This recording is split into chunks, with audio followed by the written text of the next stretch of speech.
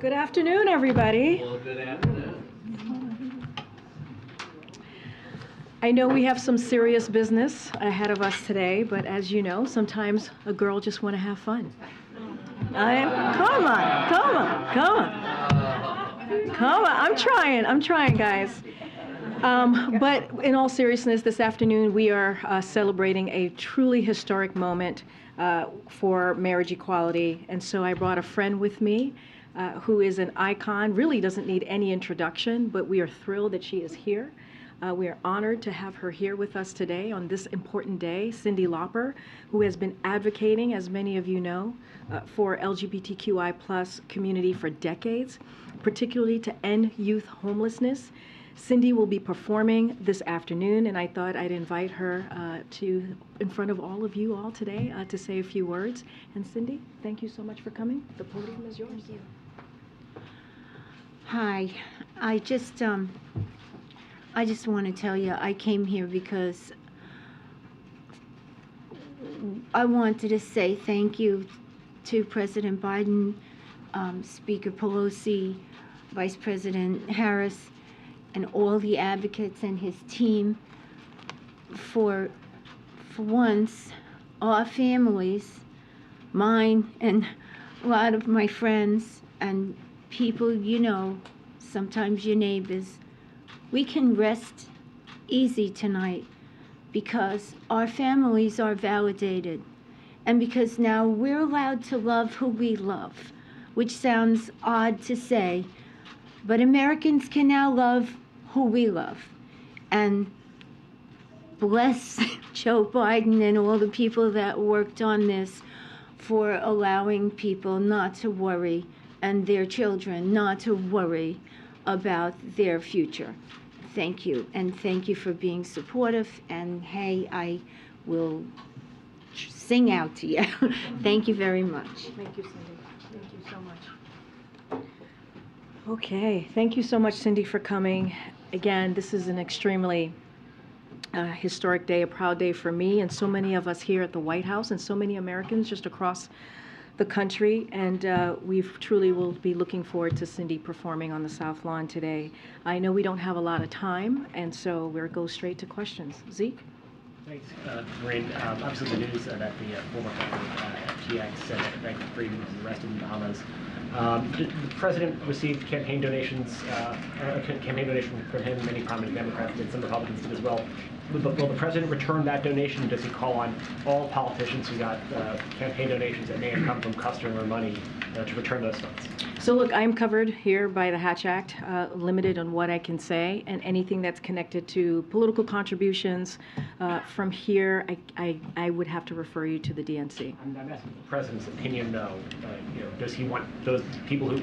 No, you asked me two questions. You asked me about will he return the donations, and then you asked me about his opinion. I'm answering the first part, which is I'm covered by the Hatch Act from here. I'm limited to what I can say, and I just can't talk to political contributions or anything related to that. I cannot speak about it from here. And his opinion, though? I just cannot speak to this from here. Even his opinion, even his thoughts about the contributions, donations, I cannot speak about that from here. And then are you covered by the Hatch Act? I am covered by the Hatch Act, which I'm happy to say over and over again because we believe in the rule of law here. It's on a different topic. Next week, Title 42 is coming to an end.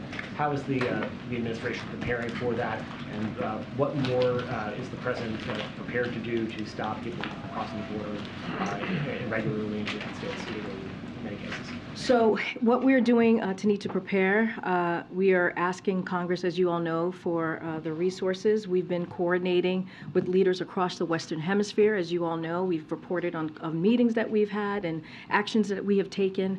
We've got anti-smuggling operations with Mexico, Guatemala up and running, and so that's been incredibly critical as well. We're working to combat misinformation from smugglers, and as was the case case before Title 42 and remain the case after it. Individuals who attempt to cross the border unlawfully and don't have a legal basis to remain will be subject to removal, and we'll certainly have more in the coming days. But look, you know, you've heard us say this before, and we put the question to Congress, and what are they going to do here? What Republicans are asking, you know, how are we going to secure the border? I've listed out on ways that we've tried and work on that, but we're also wanting to do this on a bipartisan way. We're talking about, you know, the president's about to sign this marriage equality bill, which was done in a bipartisan way, so we know how to do that. We know how to work with Republicans. Republicans know how to work with us. So why don't they work with us on this particular issue that is important to Americans across the country? And we're asking for them to join us on this issue as well. The president said he's convinced inflation, you know, will continue to go down, but we have, of course, seen some unexpected spikes over the last past year. So, just to be clear, is the White House confident that inflation has in fact peaked? So look, I know the president was asked this question. He also said, I'm not able to predict this as well in his comments today. So look, one of the things that I want to say is, like, today is a welcome news to American families just across the country. The annual consumer price index has fallen for the last 5 months, and so that's important to note. And last week we learned from the producer price index, PPI, rose at its slowest annual rate since May 2021, and near-term consumer inflation expectations fell. So we have more work to do. As we know, the president has been doing a lot of work on getting that gas prices down, and we have seen that fall about $1.75. Millions of Americans are going to save about $100 per year on health insurance because of the work that the president's done, because of the Inflation Reduction Act. And so, look, we know there's more work to do, and we're going to continue to do that. But again, you know, the president said we're not able to predict, but we have seen some good signs from the data, CPI, PPI. And so we're just going to continue to do the work to make sure that we do what we can to lower costs for American families. You mentioned today is obviously a big day for this administration, for the president. I'm wondering if he's shared with you any of, you know, his personal reflections, you know, the public has been with him as he's, you know, sort of evolved on this issue. And for you personally, I mean, you are the first openly gay press secretary. What does this day mean personally, for you? this is a big day for me, but not just me. There are many colleagues that I work with here who are allies, who are also part of the community, who are very incredibly proud. We're going to see about 2,000 to 3,000 people out in the South Lawn who have worked. We're talking about activists who have worked on this issue for decades, and people who are truly affected by what is happening today, the signing of this bill. I was just with the president as he was going through his remarks, and the thing that I remember was 10 years ago. Many of you all have played this on your networks today when he was on Meet the Press, and he said something that really no other national elected official was saying at the time, that marriage is a proposition. And it's about, you know, who you love, but if you were going, I'm going to mess up his quote, but who you love, but also about if you're going to be loyal to that person. And I think that's important, and that is something that, again, he said 10 years ago when many people were not saying that, many people in his position. And he has always been an ally. I think I speak for many of us at the White House today that we could not be prouder to be working for this administration, to be working for this particular president, and to be working on all the issues that are going to change Americans' lives. And as we have seen, historic legislation over the last 22 months. Karine, aside from the arrest of Sam Bankman-Fried, what actions can you take to protect people from the collapse of the crypto market? So this administration has consistently urged Congress to take action to address regulatory gaps posed by digital assets and support legislative efforts to enact crypto legislation to better protect American consumers. Just last month, Secretary Yellen, in fact, called on Congress to move quickly to fill the regulatory gaps. That's a quote that she said herself. And the administration has identified what those gaps look like. But again, we have urged, this is something for Congress to do. We have urged Congress to take action, and we'll continue to do that. And Jake was a little unclear on this yesterday. Does the president plan to travel to Africa next year? So look, don't have anything to preview at this time. As you said, Jake spoke to this just yesterday, 24 hours ago, and there will be an announcement about a broad-based commitment to travel to the continent in 2023, as it relates to the president, as it relates to the vice president, as it relates to cabinet secretaries as well. But we're just not going to get ahead of that announcement. But again, don't have anything to preview today, but we'll have something for you soon. Okay. Just following up on the Title 42 question, there is a bipartisan framework in the United States Senate. There is a vehicle moving right around the time of the Title 41 or Title 42 potential deadline. Is the administration all in behind trying to get something done in this very tight period of time? Do they feel like the Tillis Cinema framework isn't quite there yet? How are you looking So through look, that? we're encouraged by the bipartisan conversations happening on immigration reform currently in Congress. As you know, on the president's first day in the White House and in his administration, he put forth a comprehensive immigration reform because he understood how important this issue was. Protections for dreamers. That's what was in that legislation that he put forward. Cutting down the asylum backlog, modernizing our outdated immigration system. And so we're going to let the process play out. I'm not going to get ahead of it. As you know, there's negotiations happening on this framework that's being led by Senator Sinema and Tillis. And so, but again, we're encouraged by it. And, you know, the president put that out there on day one, that this is important and we needed to get this done. And then on another topic, just real quick, there's been some positive smoke signals on Omnibus negotiations, where they're going. Do you feel like the process is getting closer to the end game you guys want at this point, or too early to tell? We've been very clear on this, Phil. As you know, I think you've asked me this question almost every time you've been in the briefing room. I know, you love appropriation. I understand that. And our view is this, and I'm repeating myself here as we've talked about this over the past couple of weeks, certainly since the midterm elections, which is there was a bipartisan agreement that was done last year on this, and we believe that it could be done again this year.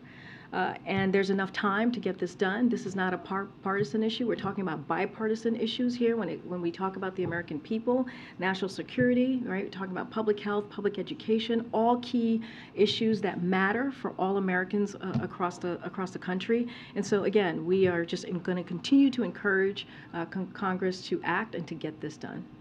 Jim. Thank you. Does President Biden support or oppose legislation that has stalled in Congress to create a 9/11 style commission to investigate the U.S. response to the COVID pandemic?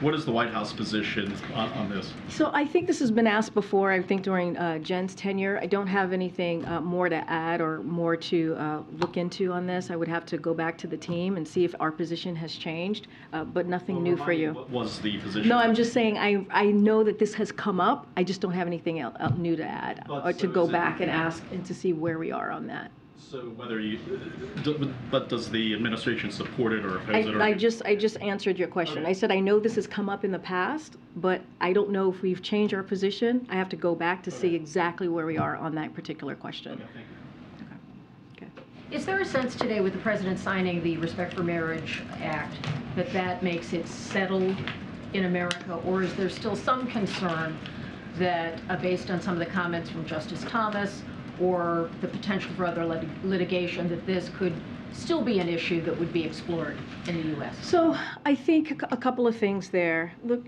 this is an important civil rights accomplishment that was achieved in a bicameral and a bipartisan way, and it got that support, right? And when the president signs it today, it will build on generations of civil rights advocacy that brought us to this historic moment. So that's important to note. But look, we understand, in spite of this important legislation, it is also true that there are extremist conservatives who appear bent on taking away fundamental rights, including marriage equality. This bill provides an important measure of security and state stability for LGBTQI plus families, but their children will also get the attacked, right, as we know. Sadly, and their legal attacks on marriage equality will continue to persist. And so there is absolutely more work to be done on the for the LGBTQI community. And so you'll hear from the president. He'll talk about that, the work that needs to continue to get done. And so that is something that he understands. This is, again, an important step forward. But we also have to pass the Equality Act. That is also something that the president has called on from the beginning of his administration and will continue to do. But we cannot ignore how important today is, how important this moment is, and how it actually builds on all the work that has been done across the past couple of decades.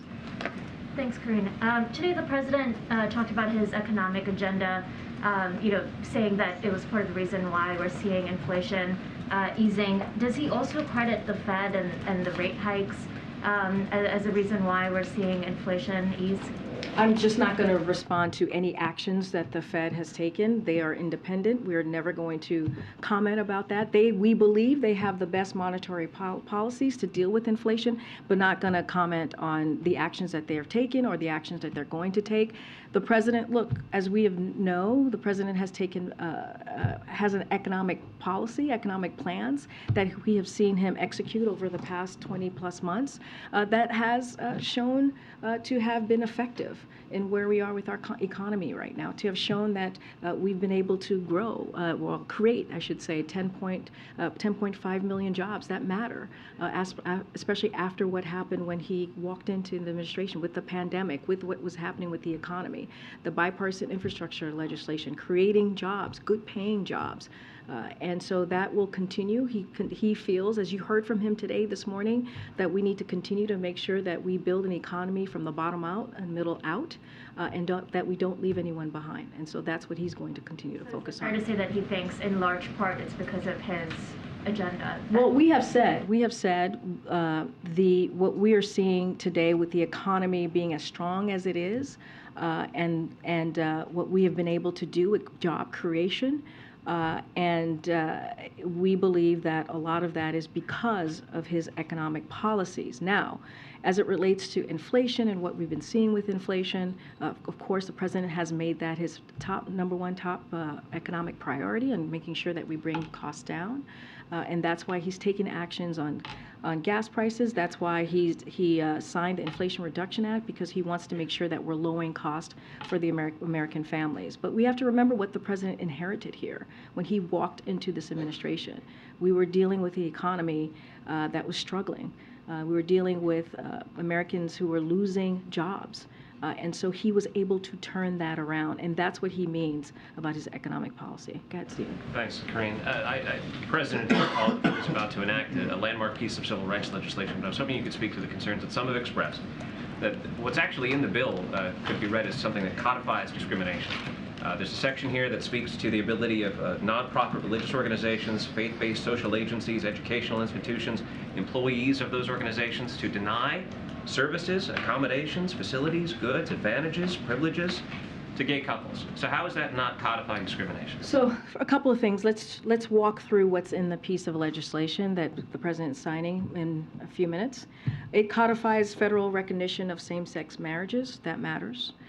Technically, the Defense of Marriage Act from the 1990s was still on the books, but essentially dormant because of the Obergefell decision. This repeals DOMA and ensures federal recognition of same-sex marriages. It requires states to recognize same-sex and interracial marriages performed in other states, i.e., if Obergefell or Loving falls and you get married in Massachusetts, Alabama still has to honor the marriage, meaning if your husband, wife gets sick, an Alabama hospital would still be required to let you see them. That matters for so many millions of Americans across the country. I know there's questions about religious liberty, and so we believe that the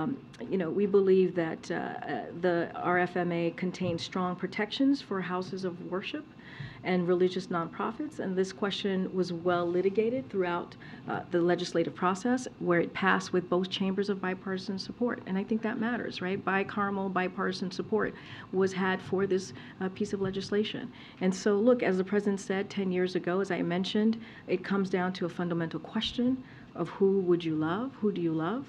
And will you be loyal to that person? This law ensures that it realizes for all person, and that's why so many faith leaders and religious traditions have advocated in support for this bill. So it has gotten support in a bipartisan way across the country in Congress during this time, right, where where people say we can't get things done. Here we have this piece of legislation that has gotten bipartisan support. Okay.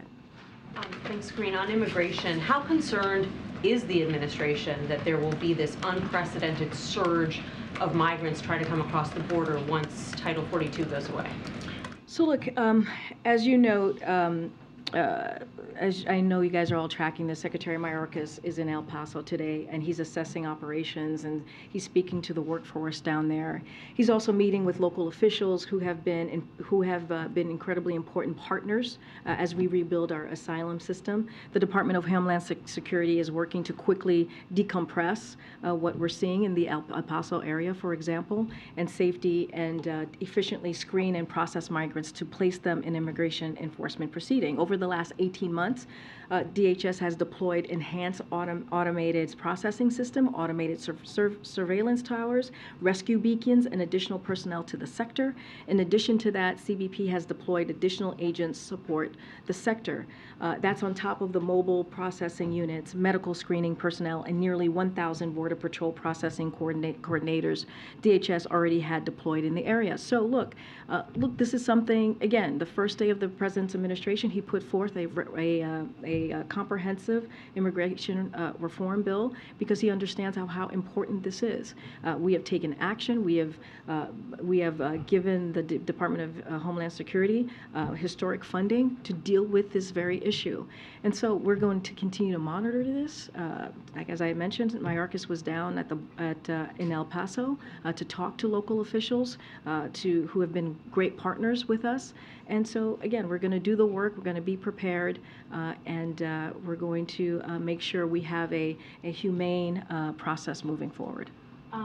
There are some lawmakers who are arguing that Title 42 should be extended somehow. Does the White House believe that's even possible? So look, we are required by court order to lift Title 42 by December 21st. That is the court order that we have been given, and Department of Justice is going to lead that effort and what happens next. So I'm not going to get ahead of that. But again, this is a court order that we are following here. I wonder if the White House is worried that the inflation data, which came out this morning, was leaked. There was big market movement about 2 minutes before it came out, and I'm just wondering how the White House has viewed that. Yeah, I've seen that reporting. Look, I think we think that it's being a little bit. How do I say? It's I think there's too much weight being put into that, and how the market may have moved in a minor way. I don't really have much more to add to that, but I have seen the reports on it, and again, I think it's just being a little bit. We're looking into it a little bit too much, I think. But is the White House and Treasury looking into it at all, or are you just not worried about it? Look, I think that. I can tell you this: there were no leaks from here. I can tell you definitively, or at least I'm not aware of any leaks. And I know they were very strict security protocols to prevent leaks. But I think again, people may be reading a little bit too much into this, into some of the minor market movements. And so anything more, I would refer you to the Department of Labor. Great, thanks. Just to follow up on what Steve asked. We understand how the legislation was framed and will be signed by the president. Do you anticipate that this administration will go back, or the Democrats will go back and try to clean up the language in the legislation so it does not codify discrimination? Look, what we're saying to you today is that this piece of legislation was done in a bipartisan, bicameral way, and it will make a difference for millions of Americans across the country. And we're going to celebrate this moment. We are going to celebrate the activists and the families who have worked very hard the last couple of decades to make this happen, and that is what's important, and that's what you're going to hear from this president today. Is there more work to do? Absolutely. There's always more work to do. And you'll hear directly from the president. Certainly not going to get ahead of him at this time. But again, this is an important moment, a historic moment that we should not forget what it means to many, many millions of Americans across the country. Quickly follow up on that. So he'll sign that today, and you say there's more work to do, or is he endorsing additional work to try and change? I don't have anything to preview from here. As I said, there are extreme conservatives who are going to continue to attack this, who want to take away fundamental rights. We saw what happened just in June with the Dobbs decision, and so you should take that very, very seriously. But again, this is an important day, and we're going to celebrate this day with thousands of people who will be standing or sitting in the on the South Lawn and hearing from Cyndi Lauper and the president and the First Lady and the Vice President. It's a really good day. It's a very good day. Great. I always give this a minute. Then you just get one or two more in before we address that. Okay. Go ahead, Michael. Thanks, Karine. There are reports that the administration is considering slashing the number of Cubans, Haitians, and Nicaraguans arriving at the border who would be eligible for asylum while creating new narrow pathways for those nationals to apply for some legal status here. The concern is this was a model that was actually designed by Stephen Miller in the prior administration. So is it true that the administration is considering this new structure for these foreign nationals? So look, I was asked this question last week, and we don't have anything new to preview or to discuss at this time about any policy changes or any policy announcement. So don't have anything to add, but I have heard those reportings, and I did speak to this last week as well. Okay. Oh, sorry.